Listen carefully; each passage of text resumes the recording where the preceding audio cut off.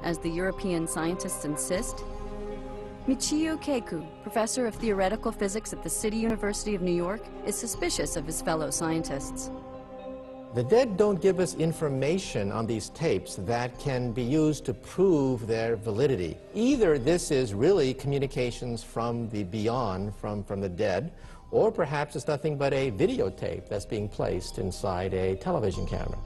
Professor Kaku suggests popular notions about ghostly contact inspired by our entertainment industry should not be taken so literally, but rather should encourage us to duplicate such claims in controlled tests. Some people believe that perhaps the ghosts can communicate to us via our television sets. And if you saw the movie Poltergeist, that's exactly what happens when the little girl says, "They're here." Well, I would be more convinced if you get a television set that has no power, that has no visible signs of a VCR, no antenna, then you could say that the television set is lighting up all by itself and is communicating with the dead. But attempts to document definitive spirit phenomenon on film at respected scientific institutions have a long history. For example, in the 1970s, investigators from a research society named Surratt insisted their experiments revealed real ghosts at work. The ghosts are said to be making this pen write by itself. This matchbook move by itself, and this chain miraculously interlink. What are we to make of all this perplexing, seldom seen Surratt footage? Just because phenomena looks goofy or sensational doesn't mean that it's not real. All I can make of it is that it's just as likely, it's probably more likely that it's not real than it is that it is real because of how goofy it is. But I know from experience that some ghosts have a good sense of humor. There's nothing humorous about this ominous image recorded at a Moore Park, California residence in September 1989. This mysterious black apparition was captured by videographer Daniel Hobbit.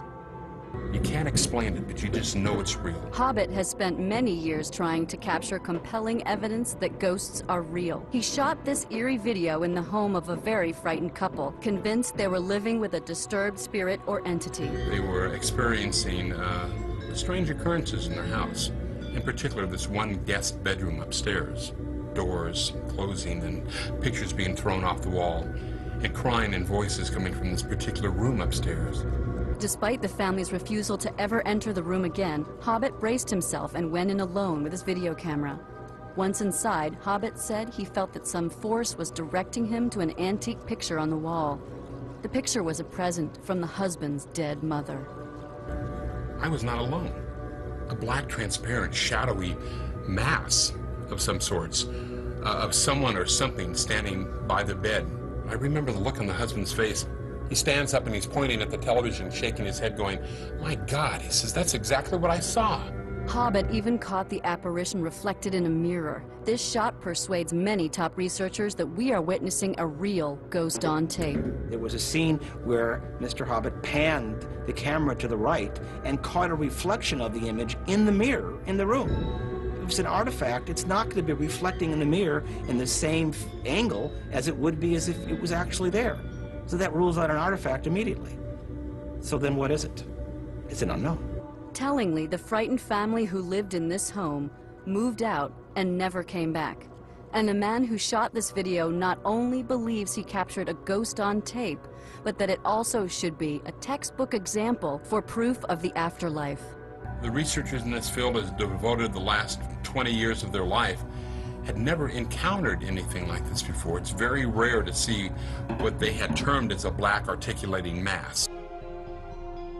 After it was analyzed, dissected, I guess what I concluded was that it was truly an important piece of video, that perhaps I was meant to have captured it for some reason or another, not knowing then why. Maybe in some small way with the mass interest that people have nowadays with ghosts. The Sixth Sense is a great example of the success of that movie. I think there's a curiosity that has sustained itself over the years when it comes to the supernatural, when it comes to the belief in ghosts. There are those who actually do believe but won't admit it. I think maybe in a small way I'm hoping that maybe I've contributed in some aspect with the footage that I've managed to capture maybe I've offered a little more proof that maybe they do exist. Academics in search of the truth about disembodied spirits have often taken their investigation to the places generally associated with ghosts, haunted houses. Alton, Illinois, July 1999. This stunning video is said to show a ghostly mist haunting a now abandoned home. The mist was recorded in the historic McPike Mansion. Experts say many McPike family members and their servants have died there. Is this mist evidence of them returning? College professor Renee Harath took this astonishing video while staking out the McPike Mansion. It was well known as being a haunted site, and I came to investigate here and went through the entire house and ended up down here in the basement. And it was intensely cold. In fact, it was so cold that I began to shiver to the point where I could no longer continue videotaping. Yet it was 95 degrees outside, and there wasn't a draft in the basement. There is no simple scientific explanation of what was caught on tape. Oh, and you know what? I can see it changing directions. Just as I rounded the doorway, the mist just came at me. Literally came at me. The eerie mist seems to thicken and envelop everything in the room, including Renee and her camera. It was like my body was being buffeted. I could feel it literally under my clothes.